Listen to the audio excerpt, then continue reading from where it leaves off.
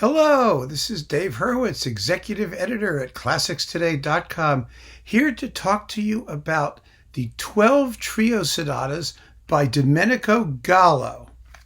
Here they are. Who was Domenico Gallo? We really have no idea. All we know is that in 1780, 12 trio sonatas by Domenico Gallo were published in London under the name of Pergolesi.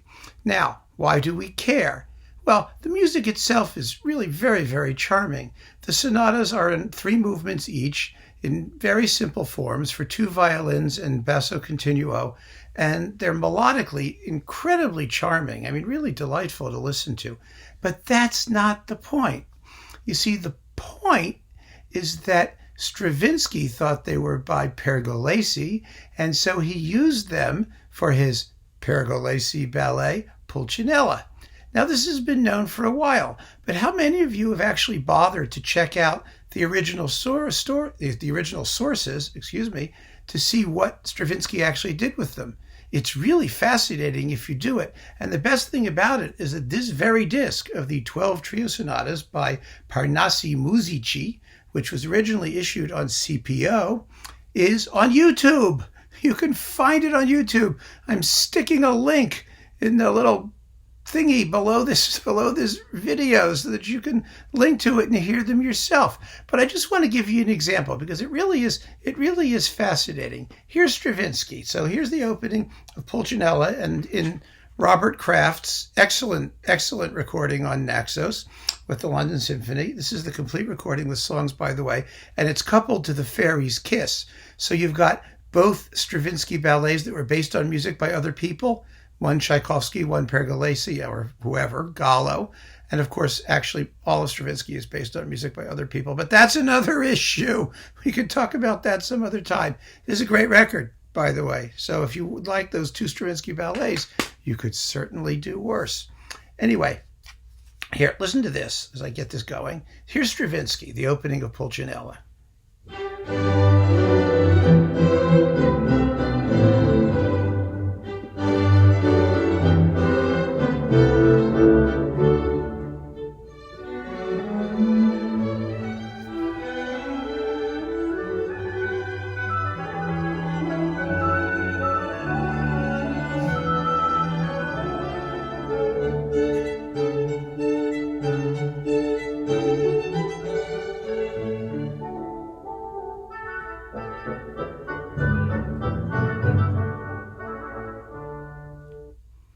All right, that's the opening. Now, let's listen to Gallo in the YouTube version by Parnassi Musici.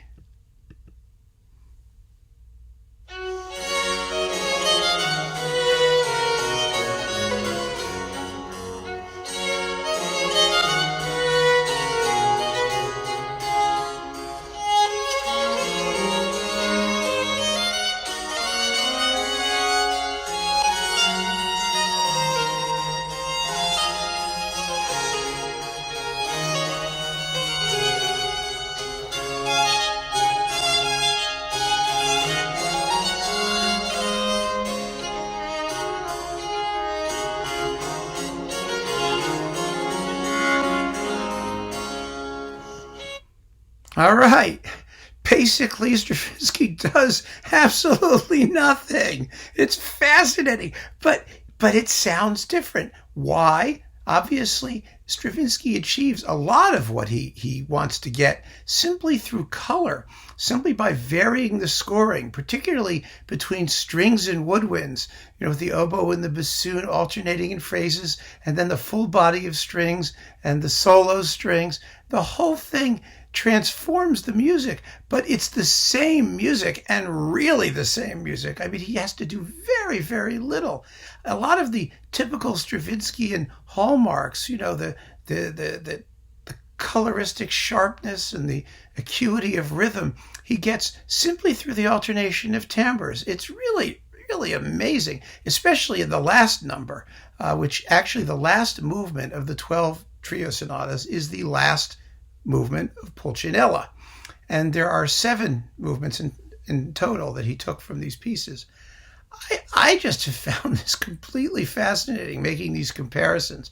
I mean, if you've got some time and you know Pulcinella and you're really curious about how Stravinsky worked with the music of other people, which he spent most of his life doing, then it's really essential that you listen to these trio sonatas. I mean, they're lovely works. Like I said, they're originally on CPO, but now you can listen to them all 12 of them, on YouTube, and you can compare to Pulcinella as you go. And it's a wonderfully fascinating experience because Stravinsky is so respectful of his sources. He was obviously captivated by these little pieces, and he was able to Stravinskify them with unbelievable subtlety and imagination, simply by occasional changes to the rhythm, small little harmonic changes once in a while, but mostly through sheer color. I mean, it's a real indication of Stravinsky's genius, how he was able to do this. So I would recommend very strongly, both for their own charming self and for what happened to them later, that you take this opportunity to listen to the 12 trio sonatas by Domenico Gallo. You know, Stravinsky's sources have been investigated previously. You may recall there was a recording of Pulcinella with Christopher Hogwood and the St. Paul Chamber Orchestra that also included some of Stravinsky's original sources, including the actual ones by Pergolesi, of which there aren't very many, to be truthful. But this is really the listening adventure that you need to go on to really appreciate what happened with the work. So keep on listening. Here's just a little tiny opportunity for you to go exploring on your own. Thank you and take care.